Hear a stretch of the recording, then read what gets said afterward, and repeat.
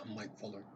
I've given this a lot of thought, and I think before I go into the nuts and the bolts of the speech, I think it's a good idea to get the fundamental plan together.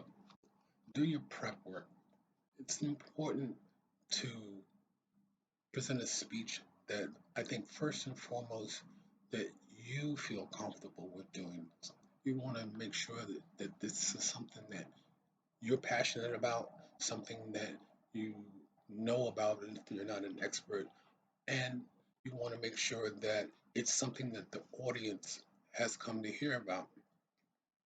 Once you get that part done, I think um, going back over the things that we learned in the succession that we learned it um, is extremely helpful.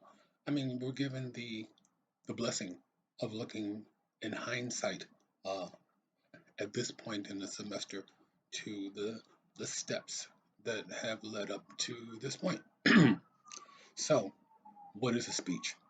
I think a speech is something that the speaker takes and he weaves together something to present to the audience that's going to be appealing to their senses uh, and take them from the beginning through the middle and to the end of the story. Now, once you plan and practice your speech and plan and practice it again, um, you have to know your audience. Different demographics are going to interpret things differently. Um, Hand gestures is a big thing, and it doesn't really matter who you are or where you're from. I'm a New Yorker, and New York City is the original melting pot. Some hand gestures can mean one thing to a certain ethnic group and mean a different one to another. So I'm going to talk about one that's like kind of universal. It's when you do this, like, come on, let's move it along, or back up and explain that to me again, please.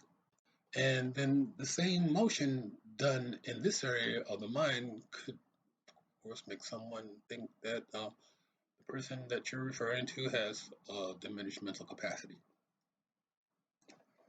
Um, I think that a well placed is essential at times. Not only does it give the brain a moment to catch up to what the mind, or what the mouth should be doing, but it gives you sometimes a chance to kind of keep the audience hanging, waiting for that next word. Done too much or done at the wrong times could have disastrous effects. If you ever listened to a speech by one of our former mayors, Ed Koch, you'll see what I mean. Um, One of the things that we didn't cover was inflection, which is a very important part of how we speak and how we kind of use that inflection to get things across in a different way. I mean, how you say something is almost as important as what you're trying to say. Um, there's one of those breaks. Another thing that we can do is use our hands, and of course as part of the body language, but it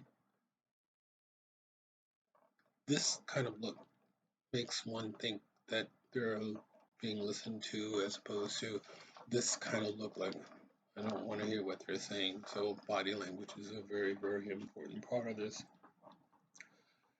Conclusion would be where we are at the speech, and it's been referred to as the dessert or the cherry on the top.